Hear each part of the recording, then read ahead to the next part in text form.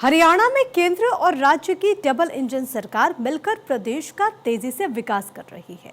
राज्य सरकार जहां विकास कार्यों को गति दे रही है, तो वहीं केंद्र सरकार युवाओं को रोजगार देने में कोई कमी नहीं छोड़ रही।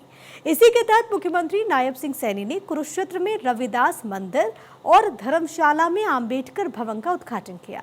दूसरी तरफ केंद्रीय राज्य मंत्री राव इंद्रजीत सिंह ने गुरुग्राम में पीएम रोजगार मेले के तहत युवाओं को नौकरी के नियुक्ति पत्र बांटे।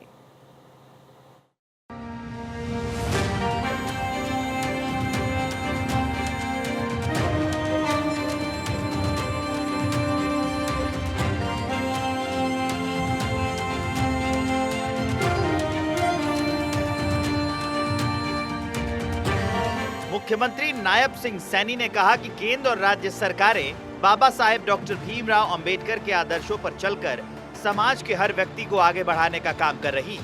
सरकार ने गरीब और पिछड़े लोगों के लिए कई योजनाएं शुरू की हैं ताकि उन्हें सशक्त और खुशहाल बनाया जा सके। सरकार ने 2025 को संविधान गौरव वर्ष के रूप में मनाने का फैसला किया है, जिसमें बाबा साहेब के कार्यों और आदर्शों को याद किया जाएगा। आज का यह अवसर डॉक्टर भीमराव अंबेडकर जी के ये उनको जीवन को, उनके कार्यों को ये स्मरण करने का तो है ही, साथ ही उनके विचारों को अपने जीवन में उतारने का ये अवसर भी है। मैं इसलिए आप सबका दिल से धन्यवाद करता हूं।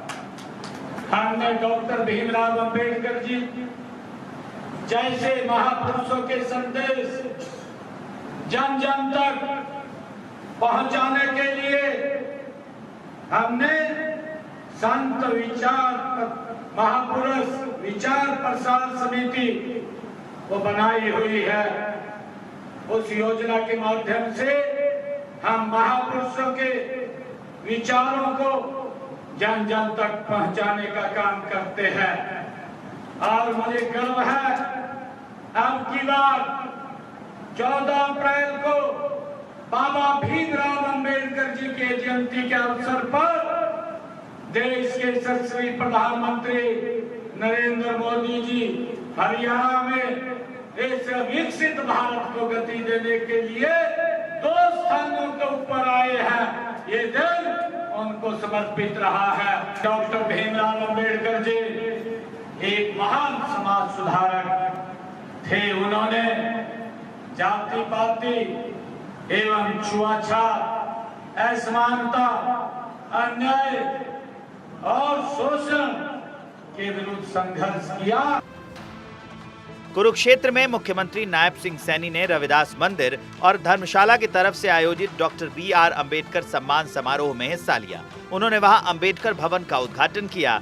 इसके बाद उन्होंने मंदिर में प्रदेश की सुख समृद्धि के लिए पूजा अर्चना की। मुख्यमंत्री ने इस संस्था को 21 लाख रुपए देने की घोषणा भी की। उन्होंने कहा कि 2025 को संविधान गौरव वर्ष के रूप में मनाया जाएगा, जिसमें बाबा साहेब के योगदान को याद किया जाएगा। बाबा साहेब ने जो बात कही थी, आदरणीय मोदी जी इसको आगे बढ़ाने का काम कर रहे हैं। भाइयों, ये रास्ता ये बाबा साहब के द्वारा दिखाया हुआ रास्ता है। गरीब व्यक्ति को कैसे सशक्त और मजबूत किया जाए, उसके साथ भेदभाव ना हो, उसके साथ अन्याय ना हो, उसको न्याय मिले, उसको भी आगे बढ़ने का अवसर मिले। भाइयों, ये काम हमारी सरकार पिछले 10 वर्षों से कर रही है। खुशी है कि हमने अपने बजट के अंदर जो कुरुक्षेत्र के अंदर यहाँ पर गुरु रविदास धाम बनने जा रहा है, उसके लिए 5 करोड़ रुपए का प्रावधान भी हमने अपने बजट के अंदर किया, ताकि उनकी शिक्षाओं, ताकि उनके जीवन को दुनिया के लोग जाने, दुनिया के लोग समझे और उस रास्ते के ऊपर हम आगे बढ़े। मैं आप सबको दिल से धन्यवाद करता हूँ। आज मैं यहाँ गुरु रविदास इस पवित्र स्थल के ऊपर आया है। मैं 21 लाख रुपया यहाँ पर देकर के जाता हूँ और आप सबका मैं दिल से बहुत बहुत धन्यवाद करता हूँ। वहीं गुरुग्राम में प्रधानमंत्री रोजगार मेले का आयोजन हुआ, जिसमें केंद्रीय राज्य मंत्री राव इंद्रजीत सिंह ने 147 युवाओं को नौकरी के नियुक्ति पत्र दिए। इस मेले के तहत देश भर में 51,000 से ज्यादा युवाओं को नौकरियां दी गईं। ये कार्यक्रम देश के 47 स्थानों पर हुआ। गुरुग्राम में राव इंद्रजीत सिंह ने युवाओं और उनके परिवारों को बधाई दी। प्रधानमंत्री ने वीडियो कॉन्फ्रेंसिंग के जरिए युवाओं को संबोधित किया। सरकार का 2024 से 2029 तक 10 लाख युवाओं को नौकरी देने का लक्ष्य है। वहीं इस मौके पर राव इंद्रजीत सिंह ने कहा कि बीजेपी अपने वादों को पूरा कर रही है। पिछले बार जब नियुक्त हुए थे प्रधानमंत्री सेकंड टर्म के अंदर, तो उस टाइम इन्होंने ये संकल्प लिया था कि हम 10 लाख बच्चों को 5 साल के अंदर नौकरी देंगे। तो जो पिछले 5 साल निकल गए उसके अंदर 8.5 लाख के करीब दे चुके हैं। और ये जो नया हमारी पारी है 24 से लेकर के 29 तक, इसके अंदर भी 10 लाख बच्चों को रोज़गार देने का संकल्प हमारी सरकार ने और हमारे प्रधानमंत्री ने लिया है। कुल मिलाकर के जब से ये संकल्प लिया गया है, कोई 10 लाख बच्चे भारत सरकार की अनेक उसके अंदर कंपनी अनेक डिपार्टमेंट्स के अंदर सिलेक्ट हो गए हैं। तो आज ये 15वां था और आने वाले समय के अंदर और होते रहेंगे, ये मेरा मानना है।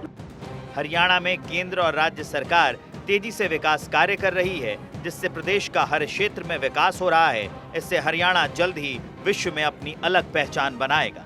चंडीगढ़ से डॉक्टर थानेश्वर शर्मा की रिपोर्ट।